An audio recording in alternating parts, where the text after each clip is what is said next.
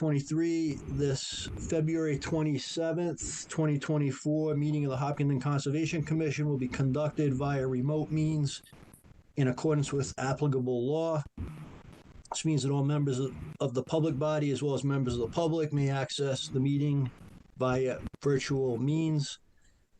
Participants can access this meeting through the remote meeting link as posted on the meeting agenda and through the town's online calendar. When required by law or allowed by the chair, persons wishing to provide public comment or otherwise participate in the meeting may do so by raising their hand or otherwise signaling their intent to speak. This meeting is being recorded. Please take care to mute your microphone unless you have been recognized by the chair. We will now confirm attendance of members and staff. Please respond with present if you're on the call. Melissa. Present. Janine. Present. Ed.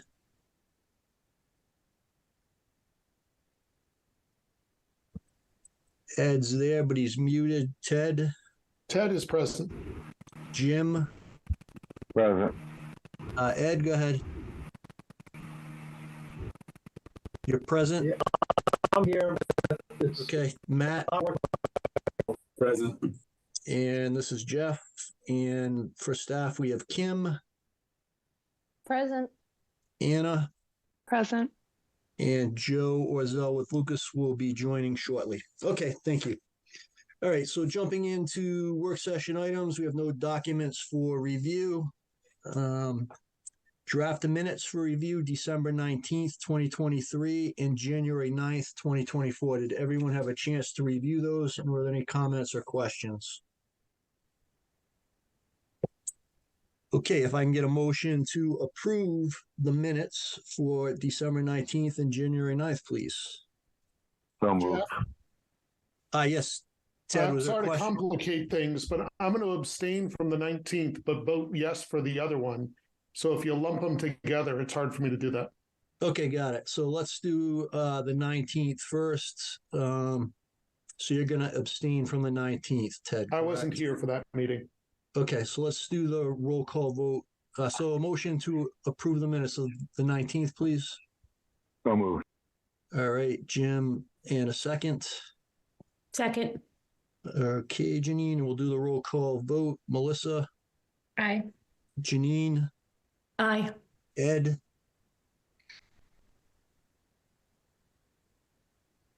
Ted is going to abstain. Ed's abstain.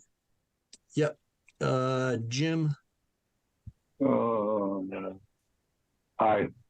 Matt, Aye. and I'm an aye. Ted, excuse me, Ed, you want to give that another chance with the mute off?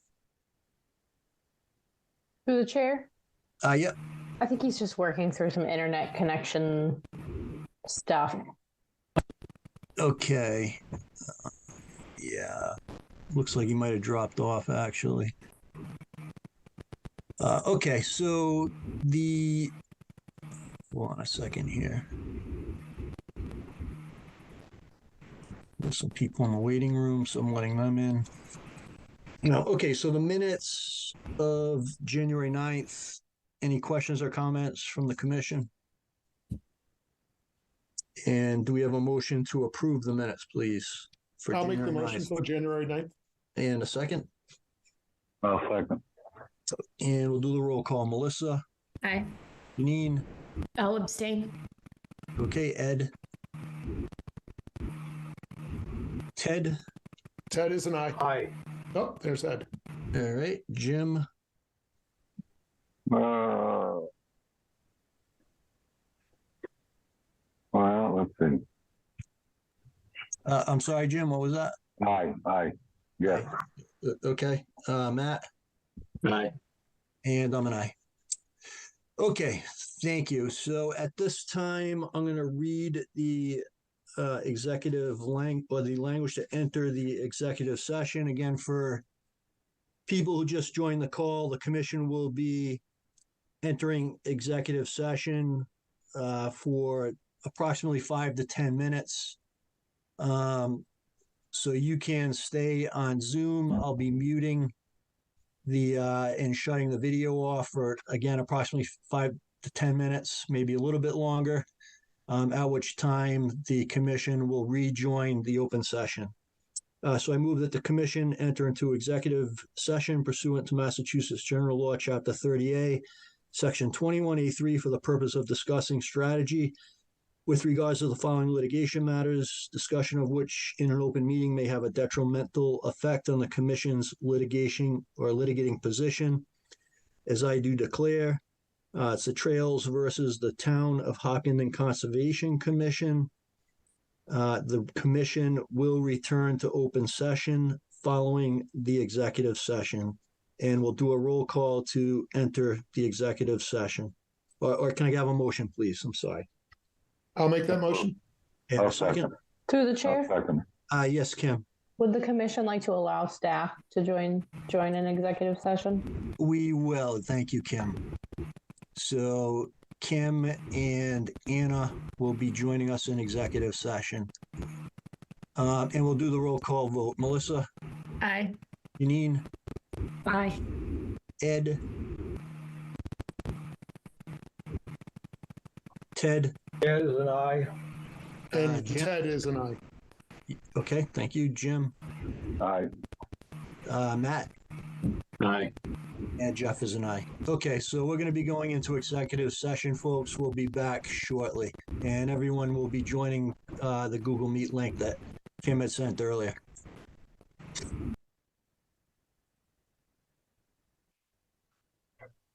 Okay, folks, we're back. Hey, look at that. It worked. So I just got to start the recording again. Recording in progress. Okay, let's just give it another minute or two to make sure. Okay. Everyone's coming back in now.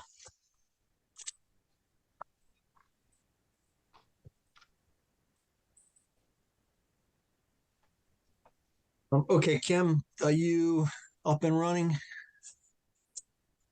Yes, let me get my screen going here. Right. All right, Jeff, maybe we should just do another attendance just to confirm. Sure. If I can get a confirmation of attendance from commission members, Melissa, Here.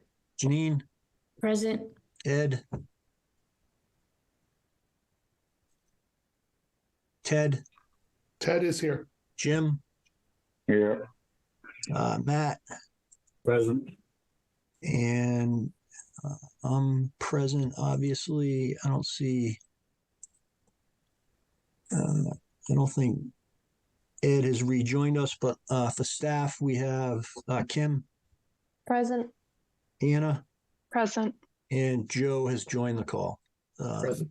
as well. Okay.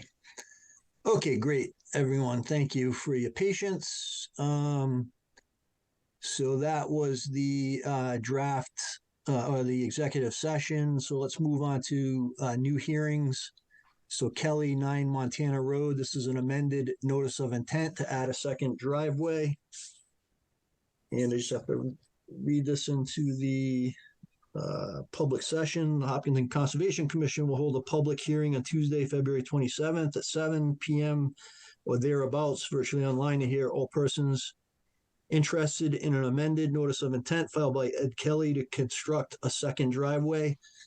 The location is 9 Montana Road, Assessors Map E19, Block 39, Lot A. Okay, Mr. Markinaut, are you on the call? Yes, I am. Did you want to give us a quick overview? Sure. You may recall we were in about a month ago of an informal discussion about this topic. This was is file 188-1790, an order that was issued by the commission back in August of 2022. In the meantime, while Ed Kelly has been, the owner, Ed Kelly, has been pulling together the finances and the planning, he's received some feedback from the neighbors about the orientation of the home, privacy concerns, view shed, all the things that come up on smaller lots in the center of town. So he has developed a house plan that faces more to Maple Street Extension, where he also has frontage on that roadway. And what we'd like the board to consider is this additional driveway accessing from Maple Street Extension will maintain the everyday access from Montana Road through that driveway. This will be kind of a visitors only occasional use in that area that Kim is highlighting right now. A driveway that's in line with the fire department's requirements for width, surface, and grade, and will provide some kind of value to the front of that home to try to solidify that view, that front to back, rather than, I guess, east-west rather than north-south. So that's what we'd like you to consider. It's in an area that is existing lawn now, maintained, mowed.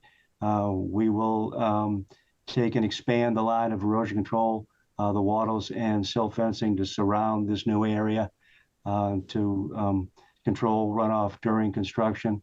It's not dramatically tall or wide. I think at the widest point, it's about 18 inches above the grade that you see there now to make the transition from Maple Street Extension, which is quite a bit higher than the proposed home.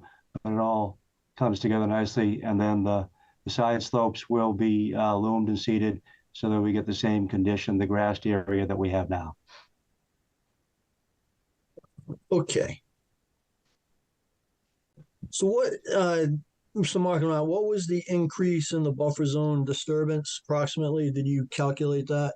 Yes, 1,720 square feet, 1720. Okay. Additional disturbance. That's additional, right, with this driveway? Yes. Okay. And what's the approximate percentage increase from the overall disturbance? Is it? Oh, we were at 6,600 back in 2022. Excuse me while I fumble for my phone. Okay. That's 26%. Yes, 26% increase. Okay. And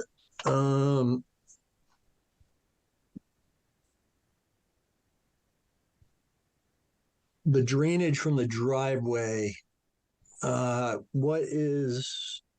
you looked at that? As you know, this area is fairly wet.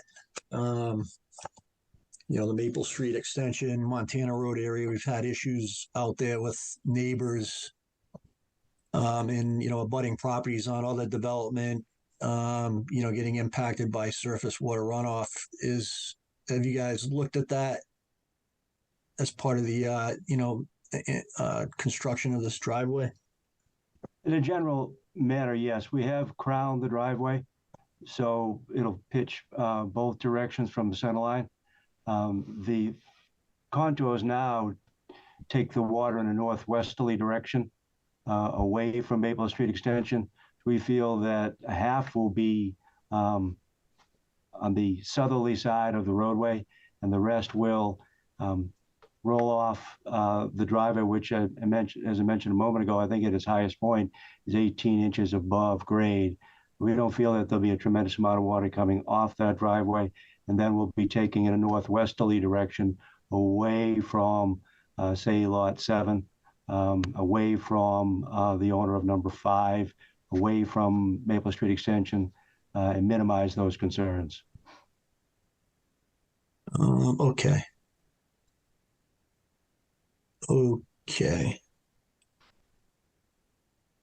All right. So I think, Kim, is back in 2022, when we were looking at the original development, there was some mitigation that the commission had requested. Can you kind of run through what that was for us, please? Yeah, absolutely. So this lot was kind of part of this house's backyard. and lawn actually went up to the edge of the resource area, which is a little intermittent stream.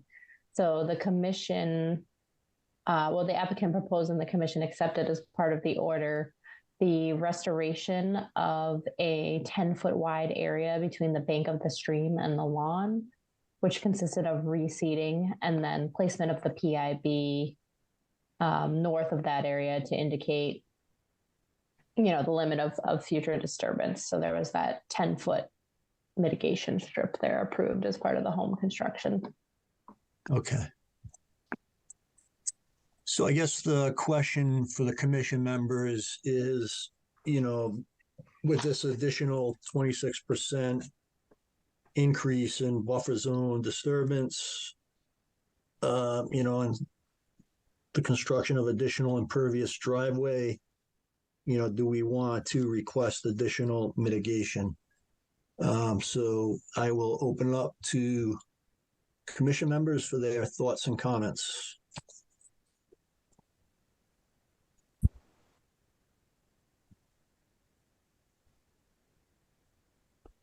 Through the chair, I don't have much to offer. Yes, is my answer. I don't know what the best solution is for that mitigation, but 26% increase to me is not nothing at all. I don't know if a 26% increase in that buffer strip makes sense or not. I don't really know what that means, but yes, I would love to see more mitigation. Thank you, Ted. You're welcome. So I think, an increase in that, the area of that buffer that was previously proposed would probably makes the most sense, given the small size of the site. But, I'll defer to Kim and Joe, on their thoughts on what other potential mitigation measures might be considered. Through the chair? Yeah, go ahead, Kim. Yeah, I think expansion of that mitigation area to provide more of an undisturbed buffer zone is very appropriate and very consistent with what the commission has historically required.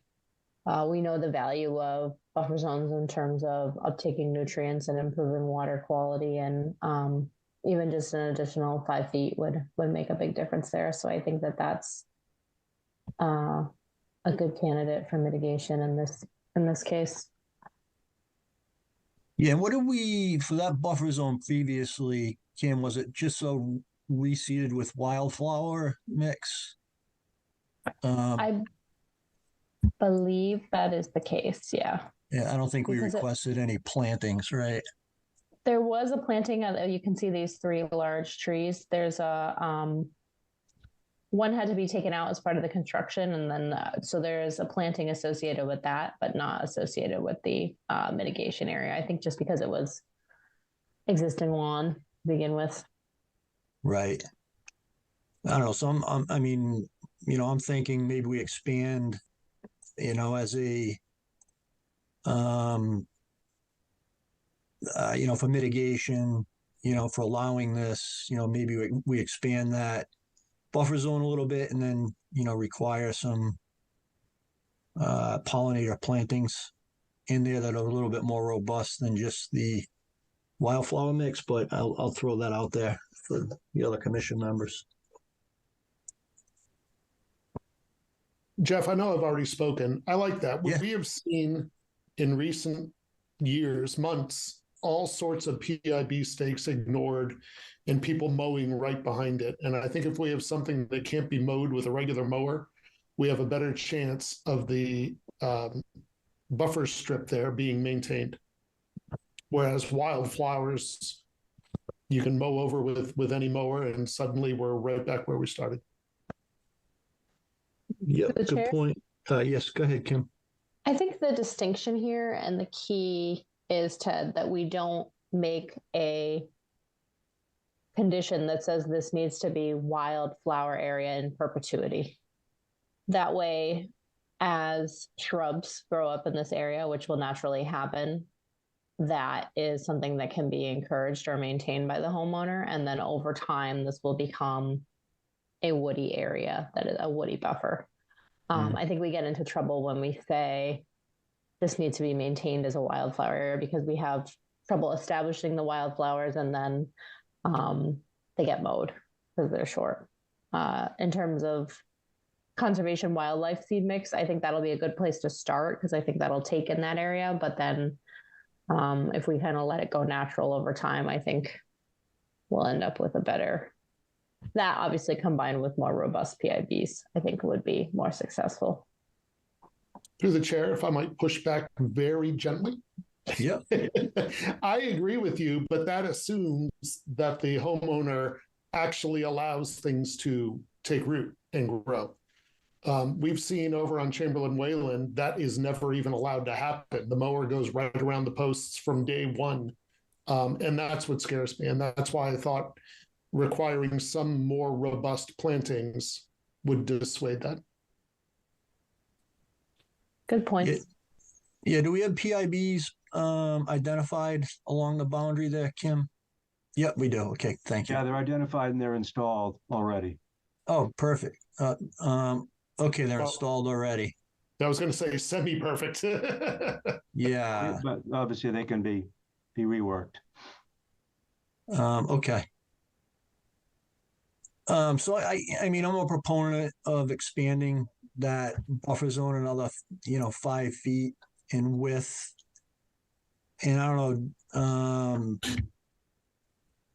if we can, put some kind of sporadic plantings in there to, to Ted's point, to, kind of prevent, future owners from just kind of going in there in the fall, and mowing it all down. Because they don't want the grass growing and, snakes inhabiting the area, and things like that. Even though we don't have any poisonous snakes, or not that many in New England, but I don't know. Does that make sense to everyone? Yes. Yes. Yeah, I think it does.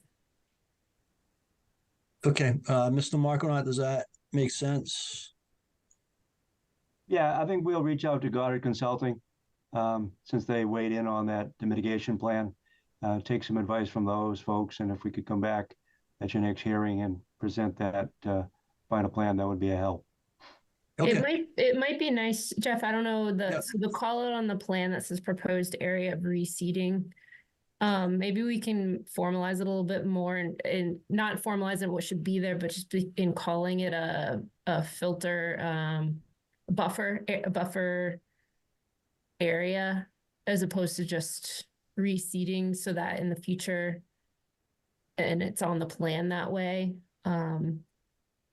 Like proposed conservation, buffer area or something like that. Yeah. Because I don't see anything on there that really says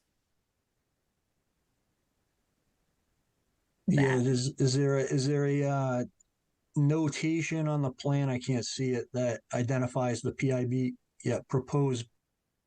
It has the PIB, yeah, but I think what we're saying is we're looking for something a little more significant than just don't touch this spot beyond the PIB. We're looking for it actually to be Yep, no, that makes sense. If we can just kind of, put a notation in, Mr. Markwan, to that effect.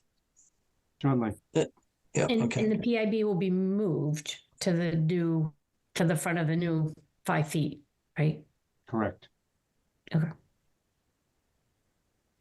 Okay, so I think we're good with this. We'll continue this to our next meeting, which is the 12th.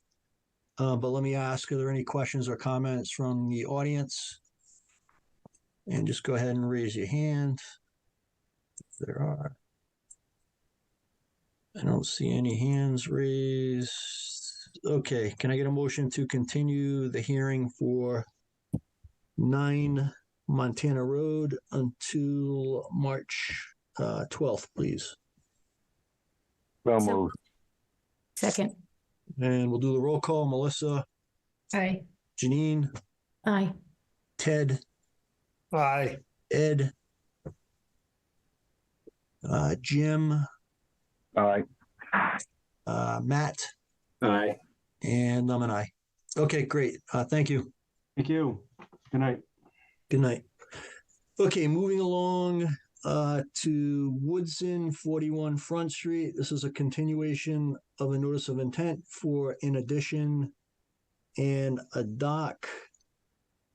So a couple kind of ticky-tack items that we were requesting. Kim, it looks like those have been addressed.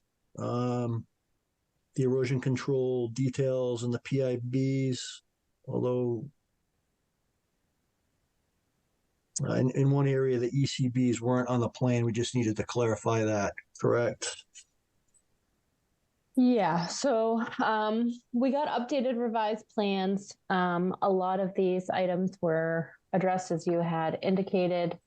So my short punch list is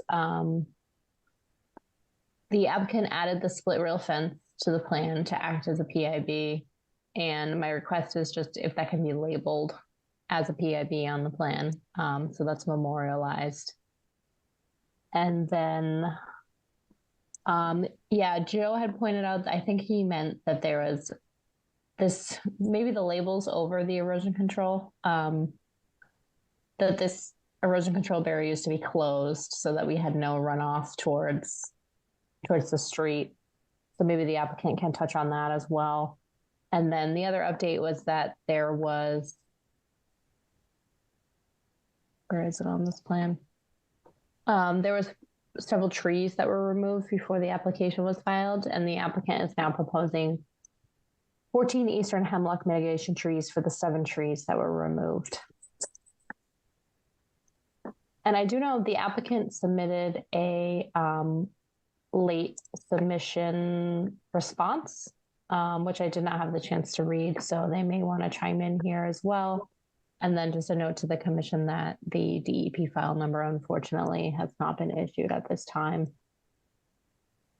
Yeah, that's, yep. The DEP's been a little slow with getting the numbers out to us, unfortunately. But yeah, as the applicant on the call to respond to Kim's Yes. final punch list items.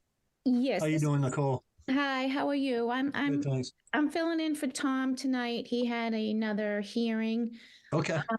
So yes, he submitted a response to peer review this afternoon, and it talks about all the things that were added to the plan, like the split rail fence with signage. And I did hear you, and we will I will request that the label is also put on the plan, that it says PIB. And about the erosion controls, I made that note as well. We also included a 2-foot trench along the proposed addition, and the downspouts will be filtered into that trench to protect it for stormwater. Also, the construction access was revised as requested by peer review. And we've already talked about the 7 trees that were cut. We're mitigating by proposing 14 hemlocks to be planted along the buffer zone. And I have, oh, there we go. Thank you. That's where the trees will be planted. So what the applicant really wanted out of this hearing today was just to make sure that the commission is happy and satisfied with what is being proposed. We know that DEP still hasn't issued a number. I just checked a couple of hours ago before 5 o'clock, and they still haven't issued it. So the applicant just wants to be comfortable that the commission is comfortable, and at the next hearing, hopefully, if we have the DEP number, everything will be all set. Or if the commission has any questions or concerns, that, you know, we work on that now prior to the next meeting. Yeah, okay. Thank you, Nicole. So I guess the only question I have, and Kim probably knows the answer to this. So on the the split rail fence is going to serve as the PIB. Is there medallions going to be installed on the? Yes, yes, they Okay. will. Okay, great. Thank you for that clarification, Nicole. Okay, that's the only question I had. I'll open up to the commission members. Joe, go ahead. Chair? Sorry. Yeah, just a quick comment. I did have a chance to review both revised plans and the applicant's responses. And I think the only question I have remaining is regarding the erosion control. And with the construction access being shown now above where the street is on the plan, coming in off the street there, my concern was about any tracking potentially onto the street. With any vehicle traffic that might be moving in and out off the street. So maybe the applicant can address that. Sure. Nicole, I'm here as well. This is Sam Woodson, the owner. Okay, great. So I told Nick from Neyland that he didn't have to come here, but he and I have talked extensively about construction access, and he's going to have like heavy gravel or riprap or whatever the proper term is, extending from the street to our proposed addition work, which he's hoping that will capture any dirt and knock any dirt off the wheels to prevent that from getting into the street. Okay, great. Thank I don't know you, if that's Mr. Woodson. sufficient, but Yep, I think that should be sufficient. Joe, do you agree? I would agree. I guess the only question is, does the commission want it shown on the plan, or would conditioning that be sufficient? I think we can just put it in as a condition. I don't think we need to show it on the plan. Is my Through the chair. sense. Yep, go ahead, Matt. Just looking for a little clarity here. So construction access is going to come directly off the street. From what I can tell, there's a stone wall and a curb along the street side there. Just trying to get a better understanding for why the relocation construction access and the additional disturbance that'll have to go with it. yes, yeah, this was a concern of mine as well, and I went back and forth with Neyland Construction about this. There's a grade up from the driveway to where we would have to turn to get to the addition. So if you're seeing where the word lawn is, the construction equipment would have to go across the word lawn and then down towards where the proposed addition is. Our well is also underground, obviously, where the erosion control is extending from the front of the house towards the street. So there's a concern that we're not going to be able to make a turn with a cement truck and with other construction equipment, and it could do damage to our well. So he has proposed that we remove some rocks from the rock wall just during construction, and then when he's done, he'll replace those. It's a rubble kind of, thrown together wall. It's not like a solid stone wall. And we replace it as it is with the same stone. So it's really just to kind of keep that more efficient and safer for the construction vehicles. Great. Thanks for providing that clarity. Of course. Okay, other questions, comments from commission members? Questions or comments from the audience? I don't see any hands up. Through the chair, Yep, Anna, go ahead. just for the applicant's purview, you may want to check with the planning board. I believe Front Street is a scenic road. So altering that wall would need a permit from them, even if you're looking to put it right back. Got it. Oh no, that's very helpful. Thank you. Now would that come in advance of would I have to get that squared away in advance of the next meeting, or would we complete our work together and then I'd bring that approval to them? Yeah, you just need to do it before you actually did the construction work. So part of the commission's approval says that you need to get permits from all the other departments before you start work. So that's a standard condition for us. Got it. And can you remind me again what? Yeah, the planning board. If you want to reach out to me yeah. separately, I can direct you to the right contacts.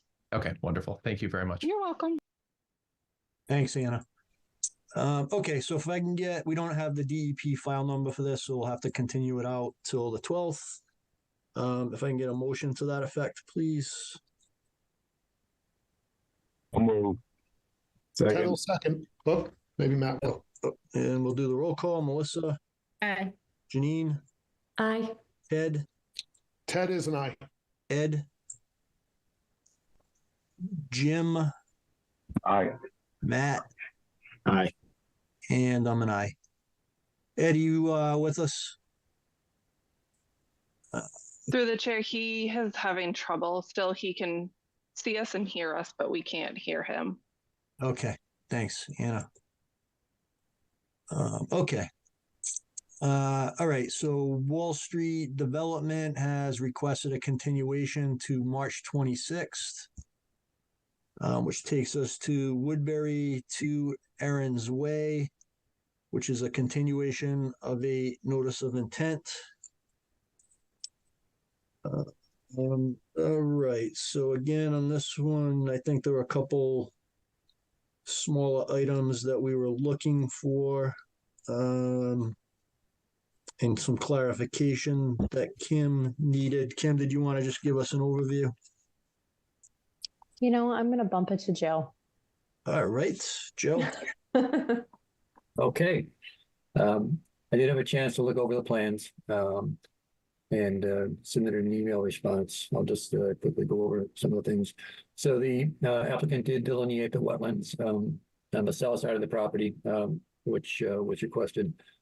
I have not had an opportunity to review that delineation, so I cannot comment on its accuracy at this point. I also noted that a number of the proposed PIBs are located quite close to the edge of the wetland. And I had noted previously in the last revision that some of the PIBs on the north, along the north wetland, had actually been revised closer to the wetland. I think the commission should discuss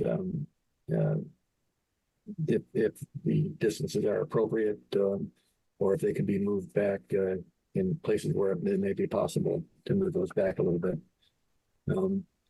I also had noted that the access to the proposed stockpile area crosses over the septic leach field. And I just want to be sure that I know with our septic leach field, we can't drive any vehicle traffic over it. And I just want to make sure that the applicant verifies that they can access that across their leach field.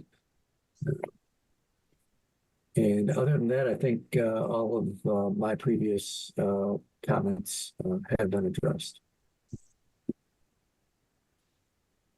Okay, so do we have the applicant on the call? Yeah, thank you. This is Alex Woodbury, and I'm here with Dave Marquardt. I think I'll let Dave lead. He's much more experienced and more well-versed with this. I will say to the leach field, we did have our excavator out there, Rob Scott, and the plan was to lay down road plates for the equipment to safely traverse over the septic to the stockpile area. Okay. All right, so there's not a concern with any damage there, Mr. Woodbury. Right. Got it. All right. So I guess the other question for the commission members is the location of the PIBs and whether we find those sufficient. So go ahead, Dave. Did you want to? No, that's where we were headed. Yeah, we tried to on the southern side, the new flags from 18 to 24. We tried to put the flags, the medallions in a tree that would seem to make sense. There is one tree that we could adjust. That is the PIB on the 24-inch oak, closest to flag 17. The next available tree would be to the north at the corner of the patio, right about where that spot grade is. That 95.7 right there, 95.9. There's a tree right between that and the corner of the patio. So we could massage that and remove that medallion from the 24-inch oak and move it to that location and revise the plan. A lot of the others, we tried to use appropriate tree for size where it would stay.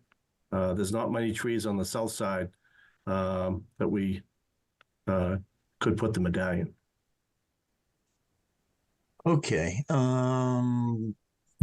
I think I'm okay with that, but let me open it up to the other commission members. Yeah.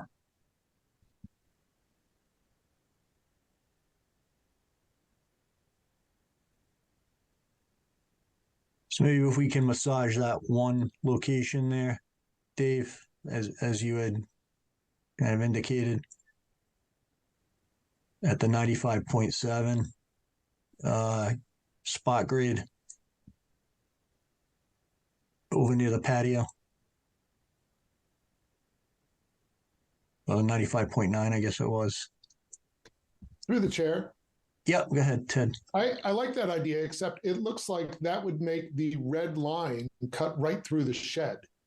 And I wonder how the homeowner will interpret that. If we draw a straight line from 95.9 back to whatever number that is, doesn't that, yeah, that cuts through the shed. How would that be interpreted by the homeowner? Yeah, I mean, it's not ticky-tack, but yeah, it's not a PIB. It's not like a fence that's being installed. Right. Ted, it's, medallions on the trees. So there wouldn't be a hard line, I guess, from one to the other, there'd be some flexibility in it if you see what I mean. Yeah. Okay.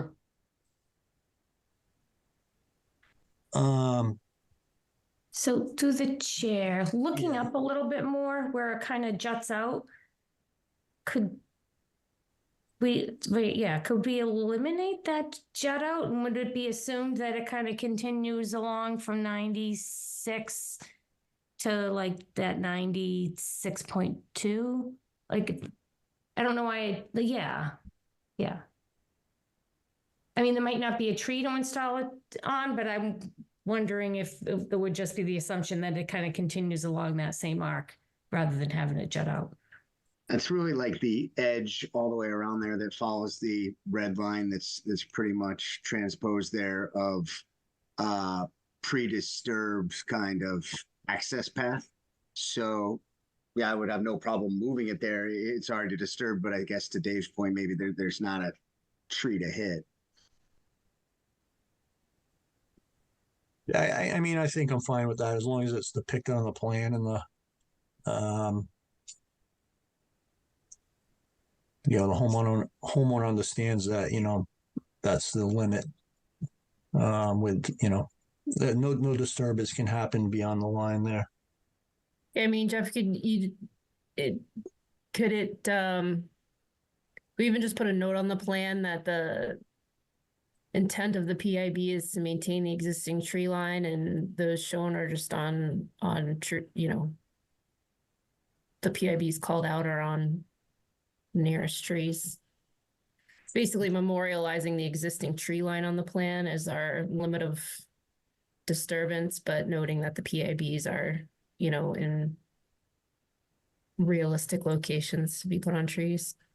Yeah, I think that makes sense. Kim, are you okay with that? Yep, adding it to my notes right now. Okay. All right. Does that make sense, everyone? Kim, how do you feel about issuing, voting to close and approve with submittal of a revised plan? I am feeling good. I do want to ask the commission, will ask and or make aware. So if we close tonight, we may want to consider not confirming the flags that were added on this last round, just because Joe has not had a chance to review them. So I believe it's flags 18 to 24. I can look it up. Just to be on the safe side, I don't think that it materially affects the application. It would just affect the homeowners if they wanted to come forward within the next 3 years with work on their property that's within the buffer zone to this side of the property. So, up to the commission and up to the homeowners on if they're okay with that. That works for me. I mean, I think, right, given that Lucas Environmental hasn't had a chance to confirm those, I'd rather take those conditions, and I don't expect that we'd have any work over there in the future, but if we do, going through this process again, at least with confirmation of the medallions, that's a good outcome for us. Okay, yeah, I'm fine with that as long as everyone else is. I think it's consistent with what we've done in previous applications for single family homes. Okay, all right, so are there any questions or comments from the public? See anyone's hands raised? All right, if I can get a motion to close and approve the notice of intent for 2 Aaron's Way, subject to the receipt of a revised plan within 5 days. Kim, is that sufficient? I think so. Yeah. All right. Dave, is that good with you? Yeah. Yep. Can I do next Tuesday? 7 days? Yeah, you can. 7 days will be fine. Yep. Okay. All right. Is there a motion? So moved. And a second, please? I'll second, but I do think we want to add that the resource areas from flags 17 to 24 are excluded from our approval. Thank you, Matt. Good point. And a good clarification. And we'll do the roll call vote. Melissa? Aye. Janine? Aye. Ted? Aye. Ed? Jim? Aye. Matt? Aye. And I'm an aye. All right. Great. Thank you, folks. Thank you. Thank you very much. Yeah, good luck. Thank you. Thank you. Thank you. Okay, so Hopkinton Stone and Garden has continued until March 12th, which is the next hearing, which takes us to our public forum requests. And we have an informal request from the Sustainable Green Committee, discussion on Lake Maspinock. And Melissa, since you're kind of spearheading, I'm on the weed management committee for Lake Maspinock. I'll just hand the discussion over to you, or hand the chair over to you for this discussion. Okay. Thanks, Jeff. You're welcome. All right, Kim, on the public forum requests here, do we have any? I don't often have a presentation from the public on these, but is there some guidelines to follow as far as what's being discussed? Yeah, so generally we usually do about 10 minutes for public forum requests. And in terms of discussions about Lake Maspinock, I figured I would just go through the preamble that I used for the original application, which I will probably read again when the DPW comes back as well. So the HCC administers the Wetlands Protection Act on behalf of the state and the Hopkinton Wetlands Protection Bylaw on behalf of the town.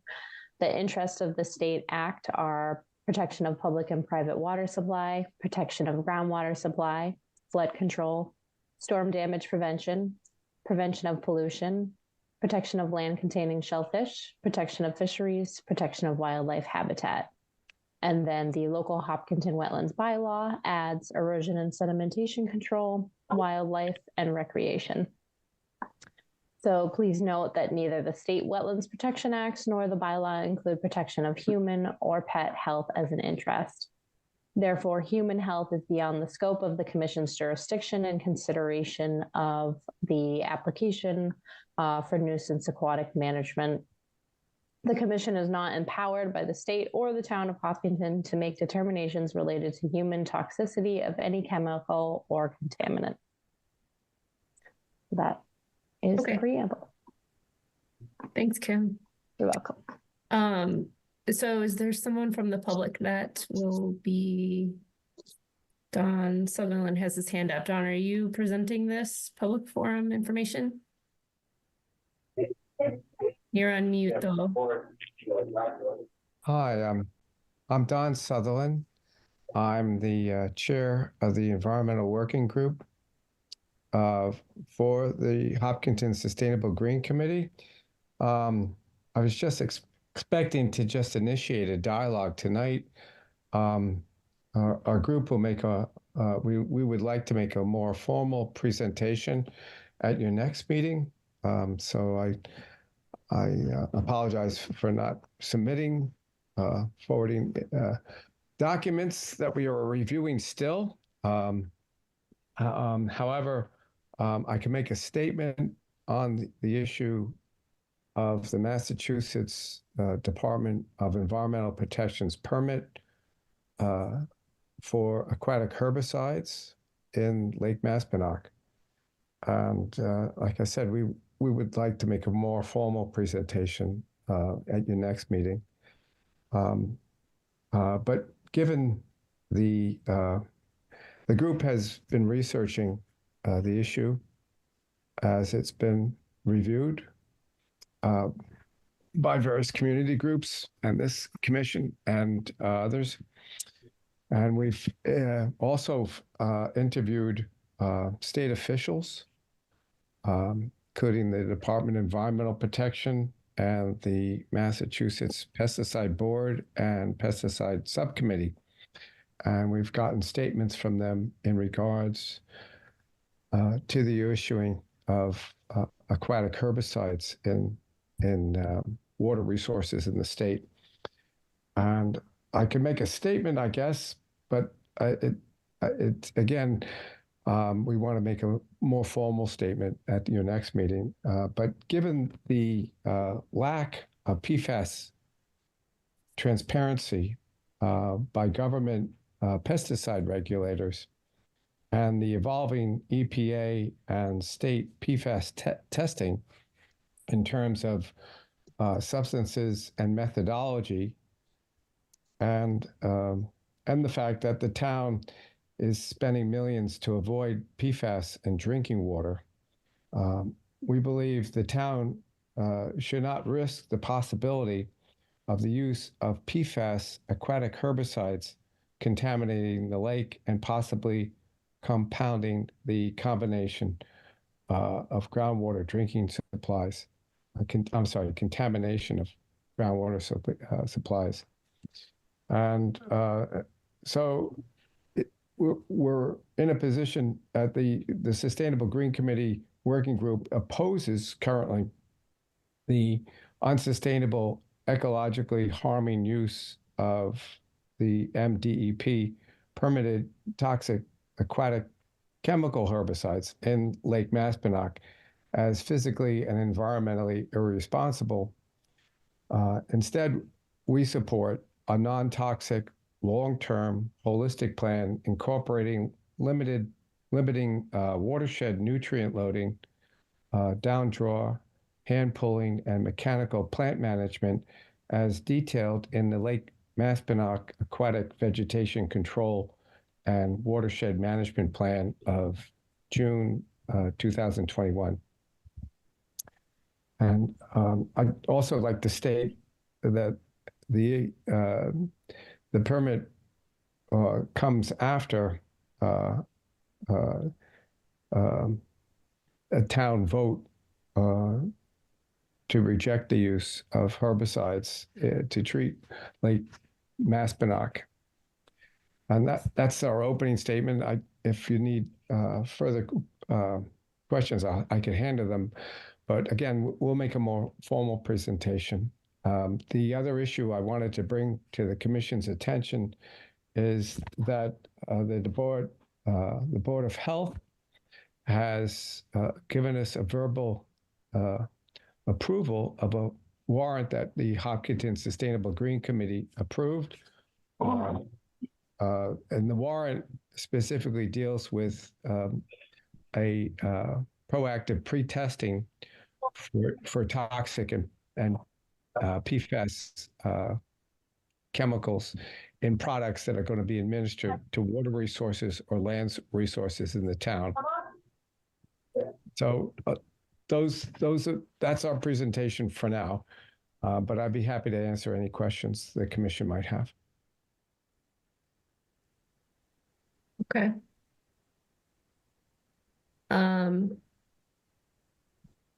Carol, SRC, hand up for you as well. Did you have anything to Yes, I'd like to give a short history. I've lived on the lake for 40 years, and some of you haven't been around that long.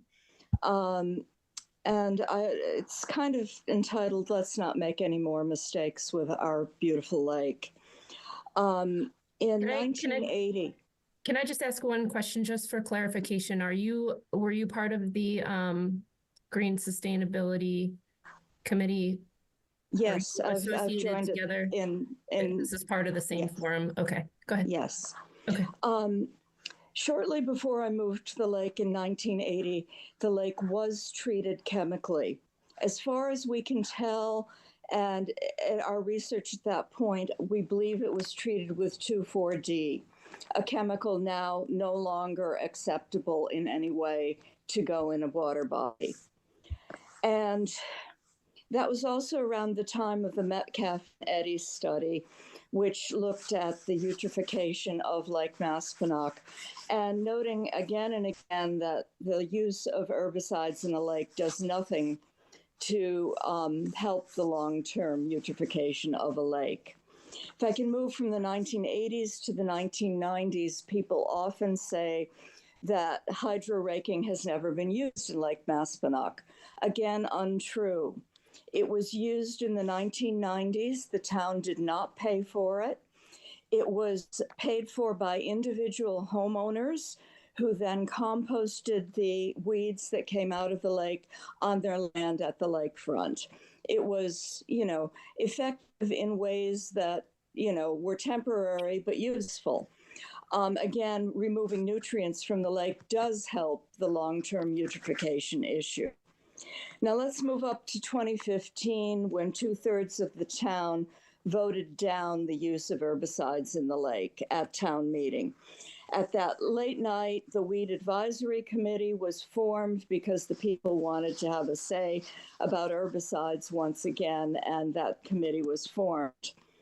I considered joining that committee, but I could not condone use of herbicides in the lake, and that was part of what they were about. So in 2021, I brought the toolbox to Concom. I was in that meeting. The toolbox includes benthic barriers, it includes hand pulling, it includes even dredging, hydro raking, but it also includes the herbicides, which I could not condone. Now, in 2023, I joined the Sustainable Green Committee, and very happily joined a committee that has always opposed the toxic use of herbicides and pesticides on our lands and lakes, and is very scientifically based and has reasons for everything with good scientific backing. We have introduced a warrant article that involves testing anything that's going to be applied for inert ingredients, which often include PFAS. This is really important. The Board of Health has verbally said they would support it. We have to be especially careful about PFAS. Some of the mistakes we've made over the years beyond that horrible 1980 application, at one point we were saying that milorganite was a lake-friendly fertilizer. Not that we think that fertilizing around the lake is a good idea, but it was a slow release one. Later, it was learned that milorganite as a sewage sludge fertilizer has a great deal of PFAS in it. Quite a bit of it was applied to the country club. It's one of our questions is that one of our PFAS sources in the wells?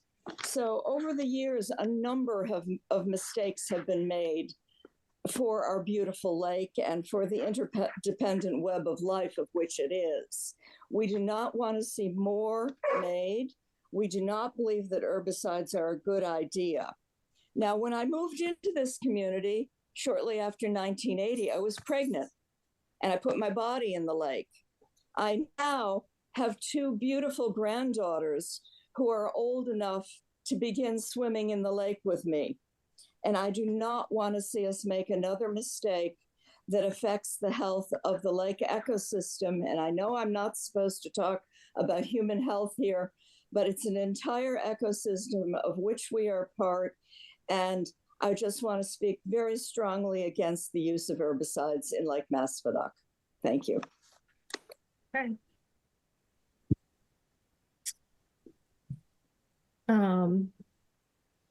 Jim, did you have your hand up before? Were you going to comment? No, it was a mistake. Sorry. Okay, that's all right. All right, well, thank you for the information. I mean, I think we all know that PFAS is an emerging concern that we're learning more and more about all the time. So we appreciate, you know, the research and the information on that. I think, Kim, as far as the process of making a more formal presentation to the board,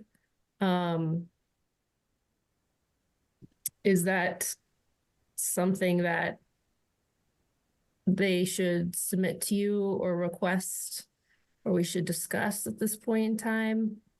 I don't know if you have any thoughts on that. I mean, I know that we've already gone through the process for, you know, approving the initial notice of intent that has that toolbox of options for lake management.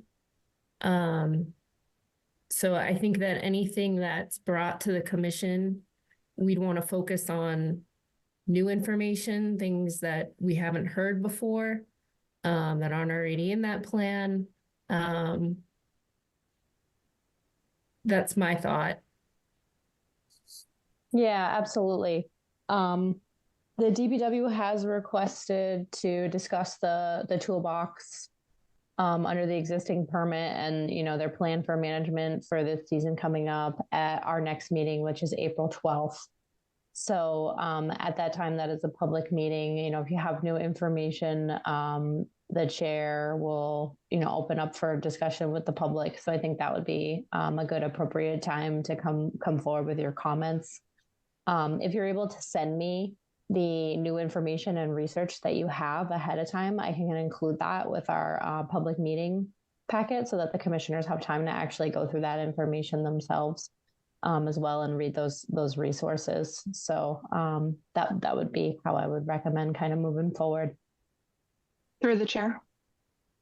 Yes, Anna. Kim, I think March 12th, correct? Oh, sorry. I don't know what I said. March 12th? April 12th. Yeah, March 12th. Sorry, not okay. April 12th. Thank you. Does anyone else on the commission have any thoughts, questions, or anything on what was talked about? No? Okay. Thank you, Don and Carol. Thank you. Thank you. Thank you, everybody. Thank you. Thank you. All right. Right. Turn it back over to you, Jeff. Yep. Thanks, Melissa. Great job. And thank you, Don and Carol. Kim, did we have any other outstanding items that you wanted to address before we adjourn? Just that I guess we will be seeing some of you at MACC on Saturday. Looking forward to seeing you, spending some time in person and learning some new stuff. Yeah, it's going to be, should be fun. Definitely. Okay, great. So if no one else has any comments or questions, is there a motion to adjourn the meeting for tonight? So moved. So moved. Second. And we'll do the roll call. Melissa? Aye. Janine? Aye. Ted? Ted is an aye. Ed? Jim? Aye. Matt? Aye. And I'm an aye. All right, everyone. Have a great night. Thank you. Yeah, good night. Have a good one. Good night. Be well. Good